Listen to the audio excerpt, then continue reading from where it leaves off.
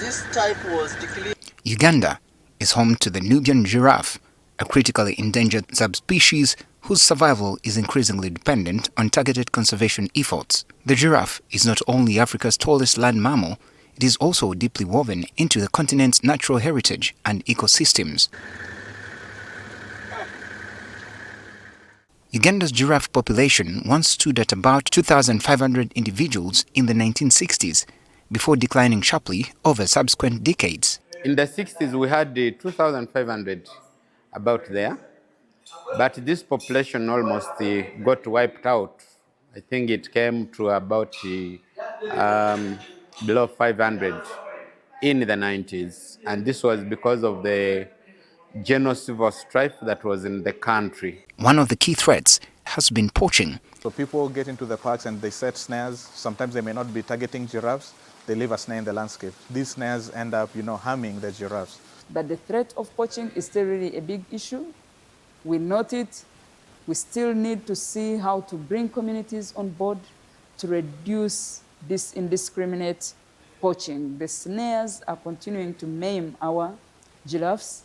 According to the State of Wildlife Resources in Uganda Report 2026, the giraffe population fell to about 880 animals between 2011 and 2014, but the population has since recorded a remarkable recovery. Estimates rose to 2,072 between 2018 and 2020, 2,414 between 2021 and 2022, and about 2,519 between 2023 and 2025. We have now moved from the number, we have surpassed the population of the 60s. We are now above the 2,500 mark, which we used to have in the 60s, which means we are really doing very well. We can see that the numbers are actually increasing. Murchison Falls still being the stronghold of the giraffes in Uganda, and actually could be the stronghold across Africa for the Nubian giraffe. Uganda now holds nearly half of the world's remaining wild Nubian giraffe population, making the country a critical stronghold for the subspecies.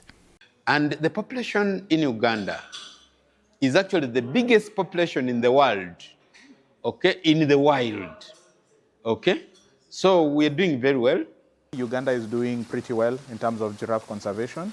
The country holds about 50% of the world's Nubian giraffe population, which is quite significant. Across Africa, conservationists are stepping up efforts to protect giraffe populations found in 21 countries. But protecting giraffes is not only about increasing their numbers. Well, people should be invested in giraffe because this is an animal that is a flagship species. It opens up spaces for other wildlife. This is an animal that is also linked to the history of the country. There are some places that they call, what we are calling the Nubian giraffe, they call the Ugandan giraffe because it's quite abundant here.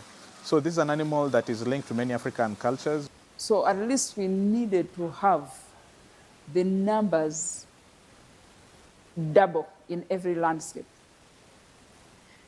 Yes, and we are also, in addition, we needed to do a lot of translocations to ensure that the genetic pool is not compromised. The translocations involve moving giraffes between protected areas to establish new populations, expand their range, and reduce the risks associated with isolated populations, including inbreeding. They were only in Murchison. We got some in Lake Mburo, I think around 2015, or about there. We took some to Kidepo, we took some to Pianupe, so that actually we can spread the threat.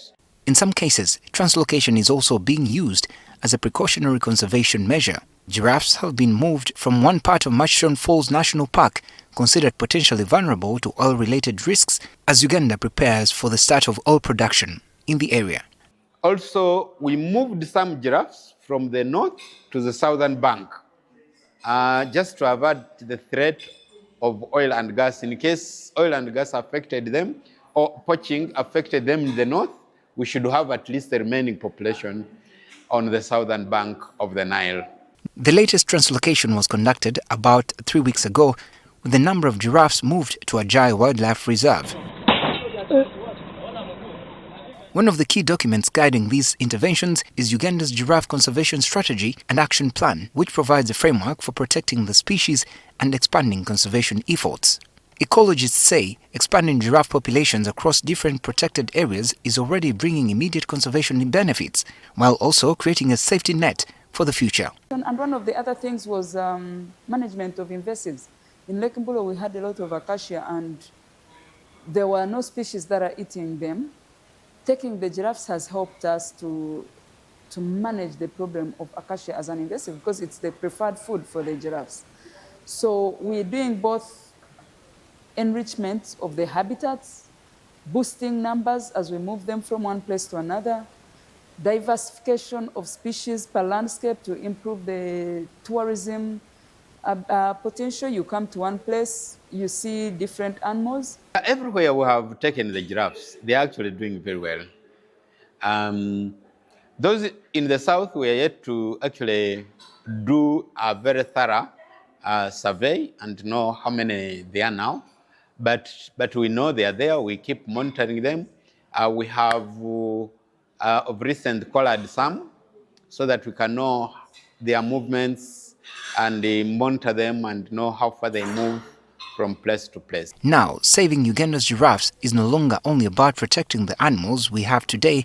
It is about moving them to where they can survive, reproduce, and remain part of Uganda's wildlife heritage for generations to come. I'm Benjamin Jumbe, NTV, ECOTALK.